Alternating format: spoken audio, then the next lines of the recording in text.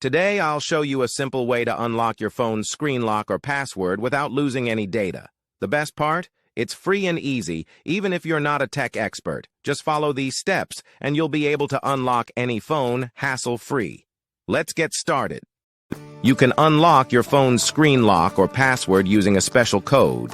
You will need to press on emergency call, and then you must enter a code. This code is unique to each type of phone and is provided by the phone manufacturer. In this video, we're using a code that works specifically for the type of phone we're demonstrating. Here's how you can get the code. Visit this website that provides unlock codes for free using a unique method. And that's it. Now you can unlock your phone without losing any data. See you in the next video.